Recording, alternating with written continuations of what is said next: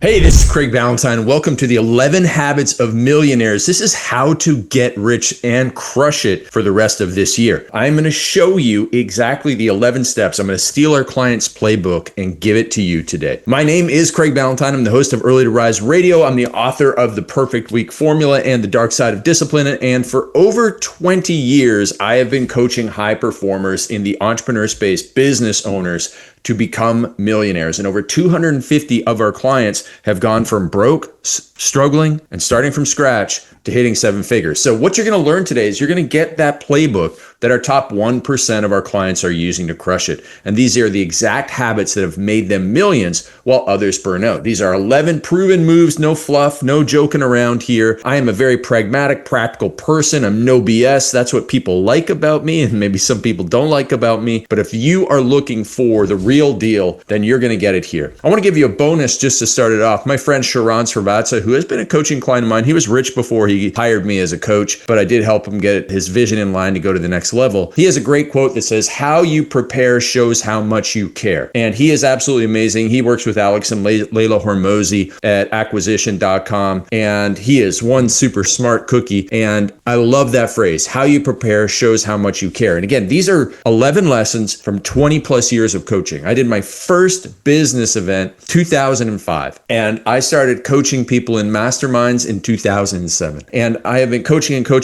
online entrepreneurs. I sold my first online program in 2001. I know what works, I know what doesn't work, and I have helped everyone from Aman Godse to John Madsen to Cole Gordon to Bedros Keuilian, Joe Polish, Greg O'Gallagher.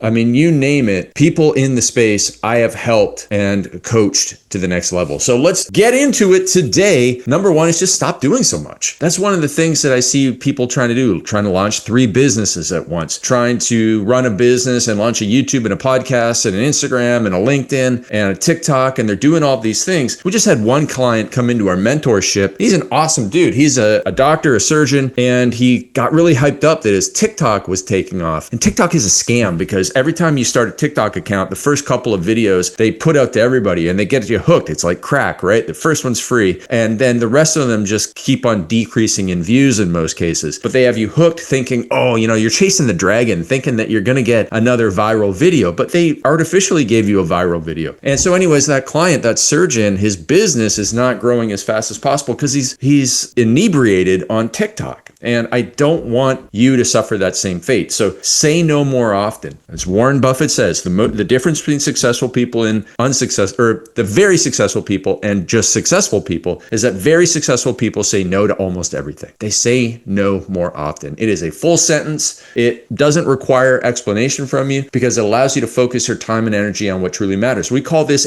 putting a level 10 effort into your level 10 problem. And what I teach is a no fluff morning routine, because in the morning it's your magic time to make the millions, and you must ruthlessly protect that. Now, the number one habit that I believe leads to a great morning routine is something that's going to surprise you. And when you have a great morning routine, you eat that frog, as the saying goes, so you get more important things done. And that number one morning routine habit is to go to bed at the same time and get up at the same time every single day. I do this. I go to bed at 7:30, 8 o'clock at night after our kids go to bed. My wife and I go to bed right after them. And I wake up between 3 a.m. and 4 a.m. every single day. There's a few days that I've missed this year. We traveled from West Coast to East Coast and had a crazy travel day. So, go to bed 11 o'clock East Coast. I'm not getting up at 4 o'clock in the morning. I slept until 5 or 6. But 99% of the time, even on major holidays, I'm up doing a bit of my magic time work, creative work, writing books, creating scripts like this. And that consistency is king, which leads us to number 2 is focus. And I love this acronym, follow one course until successful. It's my second favorite. My favorite is fear, false expectations appearing real. So get rid of your fear and get onto your focus. Forget about the false expectations appearing real. Stop making up stories in your head and instead destroy your distractions and toss your toxic temptations and get rid of shiny object syndrome and follow one course until successful. Sometimes you might have to put a lot of time and money into it, but if you have been given an expert plan and a blueprint and it works for other people and all you have to do is do the work, it might take time, but it will work. We spent over $200,000 building out our high ticket coaching funnel. And there were times where we had some setbacks because Facebook Facebook changed something on us, and we had something working and all of a sudden it stopped, and we've had some other setbacks, but I knew it works because I hired a guy who was a pro at this, and now we are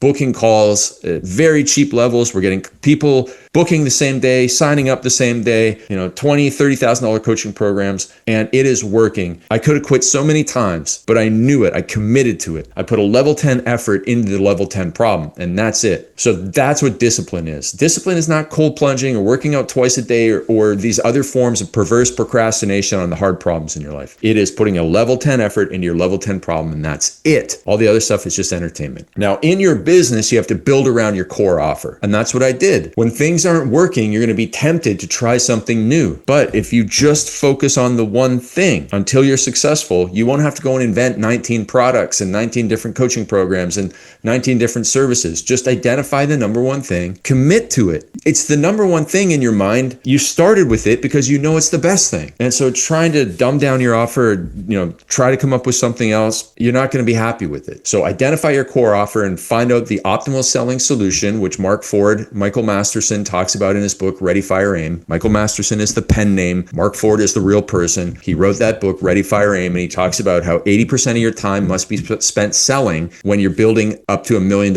in revenue. Most people don't spend anywhere near that, but that's what you have to do. 80% of your time should be spent selling as you get to $1 million. At finding the optimal selling system. There's one way, whether it's Facebook ads or YouTube videos or TikTok, maybe, or Instagram, or maybe it's buying email lists or sending out direct mail. There's one way that you should know is going to be the best way to reach your customers and sell it, and then build everything around that until you get to multiple millions. I have this quote that a lot of people like, especially Sharran Srivatsaa. He says, "Man, Craig, your favorite quote of mine is, if you want to do great things, you have to do fewer things." And I mean, think about a guy who's the president of acquisition.com. Think of all the opportunities that come into their world every single day. There's probably 100 plus businesses that want to partner with them every day, and they have to say no to the good in order to focus on the great and scale that up. The fourth thing you need to do is treat top clients and referrers like gold. Okay, you have your top clients and you have top people that refer you people into your business. You must go out of the way to make those people feel special. You must reward them. You must protect and nurture those relationships, because a small percentage of clients and referral partners can make or break your business. We operate in very high ticket space. We only need 50 great customers to have a very high profitable business. We don't need 50,000 customers. We need 50 great customers who we treat like gold, because everything in life is easier when you know more good people. That's my favorite quote from me. Even greater than success loves speed, which everybody thinks is their favorite quote about me. But for me, it's everything in life is easier when you know more good people. When you know more good people, they're going to send you good people into your life. So you treat your good people like gold. That is key. Number 5 is always improve your sales skills. I'm doing that right now. Even though, I lead the company, I got a sales team, I'm working on my sales skills every day. I'm the sales manager right now because we had a bit of a setback in our sales department. And so I'm digging deep in this. And when your sales skills, whether it's email copywriting, or whether it's face-to-face, nose-to-nose, toast sales, or whether it's on the phone, or whether it's Zoom sales, you must improve your sales every single day, because you're spending money, time, and effort to get leads into your business. Whether you're putting out flyers in a parking lot, whether you're running Facebook ads, whether you're getting email subscribers, you're paying money. And you're paying the price in time and energy that if you're not properly converting those, your business is going to struggle. So you always need to be improving your sales. You go to Jeremy Lee Minor, Joe Marcoux, Brad Lee. There's so many great salespeople out there, and you need to be constantly investing in yourself to learn sales skills. And you got to know your numbers. Amateur entrepreneurs have no idea what their profit and loss statement looks like. They have no idea what their expenses are. They're mixing their bank accounts personally and professionally. And it's an absolute mess. And I have to untangle those messes when people come and work with us. But once you get clarity on what it costs to get a lead, what it costs to convert somebody into a customer, what the lifetime value of your customer is, what your expenses are. Listen, sometimes this is not sexy stuff, but this is how real business is run. And it's time for you to turn your hobby into a real business. Time to go from amateur to turning pro if you want to become a millionaire. Track the numbers that drive things daily and weekly. Understand what matters, understand what doesn't matter, like likes on Instagram, and focus on what does, which is getting DMs, moving those people into lead flow, moving those people into sales. That's all that matters. Everything else is vanity metrics, and you have to avoid getting sucked into that world. You need to keep your overhead low. Again, avoid the excess of debt. Don't be out there spending money on things that you don't need, that aren't going to move you ahead. You're looking for a return on your investment. Make sure that you're paying properly. So,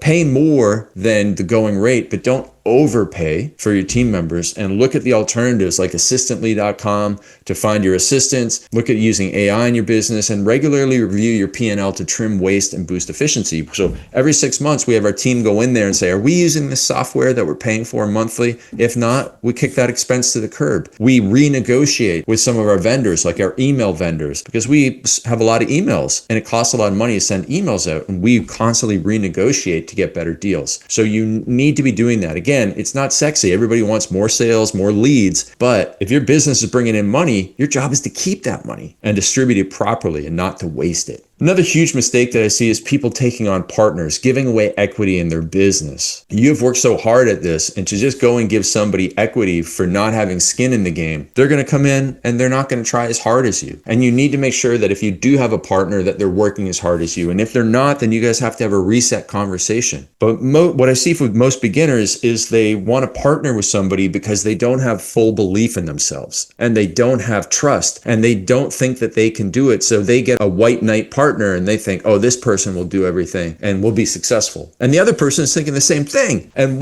eventually one of the two people is not going to try that hard. They're going to find some other distraction, whether it's a relationship or whether it's another business. And all of a sudden you're going to be left holding the bag thinking, man, I'm working so hard, and the money that we're making, we're splitting 50-50, and that person is working like 5% of the time as me. And next thing you know, there's adversarial conversations and, animosity, and the business is going to blow up. And it's the same with taking money into the business. Now, I have a client who runs a $100 million business in the fintech space as an app. He has an AI center. He has hundreds of employees. Now, he took on venture capital from one of the biggest investors in Silicon Valley because he knew he had to do it to scale. But that's like 2 of my 100 coaching clients. Most of them are brick and mortar, small businesses, and they need to be customer funded. You need to be customer funded. I respect Dan Martell because he's all about customer funded businesses. So only take outside money as a last resort, because you don't want a partner coming in telling you what to do. I have coaching clients who come to me who have to use private detectives to find out what their partners are doing because the relationship has gone so bad, and they're suing each other. And man, it's not worth it. It's not worth whatever money you're going to get. I had a friend of mine who sold his business for $100 million.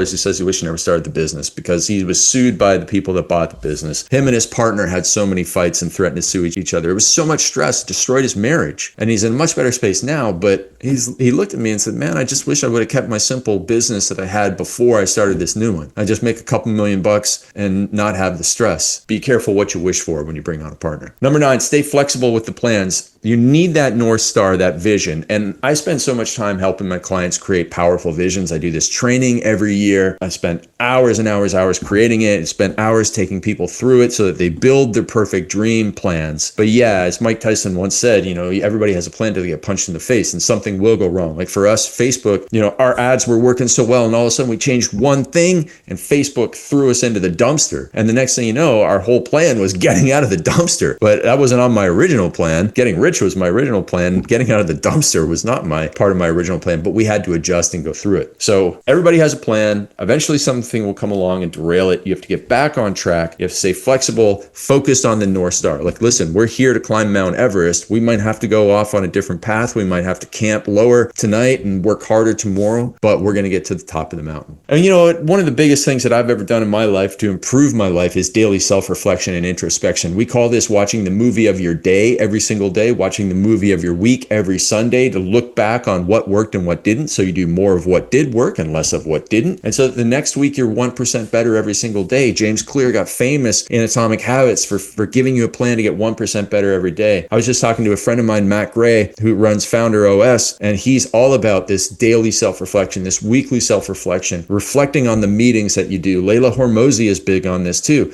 Reflect on the meeting you just did. How could it be better? How could it be shorter? Who needed to be there? Who didn't need to be there? And you refine and iterate every single day. And Elon Musk is big on this too. They go through the cycle of iteration faster and faster and faster, so you get more reflection and you get to identify what works and what didn't faster. So do what I just mentioned there. Do more of what works and less of what doesn't. And you only figure that out by running the tests faster and always reflecting back. And then finally, this one comes with a little asterisk because you need to believe in yourself. Most people will not believe in you. In fact, they will do the opposite. They will drag you down. There's only one person who will believe in you, and that's me and my team of coaches. We will be your belief until you believe in yourself. And I've seen this over and over and over again. I had my friend, Robbie Blanchard. He came to me as a broke, struggling CrossFit owner who was selling jump rope programs on the internet. And he didn't want to, do business a certain way. So he learned how to do Facebook ads, and now he has a massive business. But he was a coaching client back when he was just starting out. And he said, the only person that will believe in you is yourself. And I say that is not true, Robbie, because back when you started, you didn't believe in yourself. But Bedros and I believed in you enough until you started believing in yourself. And so you can't rely on others, in your regular social circle, in your family. Again, those people will likely drag you down consciously and subconsciously. But when you're around your tribe, when you're around your tribe of mentors, when you're around your coaches who believe in you, that belief does really matter. But you also need to have that belief in yourself. So you meet the coaches who believe in you, and then they believe in you so much that you start to co-opt that belief. And that's when you start to build the self-confidence. So the last bonus I'm going to give you here is that you must be accountable to somebody you deeply do not want to disappoint. When I was starting my coaching journey and I hired coaches, I would do about 80% of what they said. But it wasn't until I got Bedros Keuilian as my coach in 2009 where it's like, man, I look up to this guy like a big brother. I don't want to disappoint him. That I did 110% of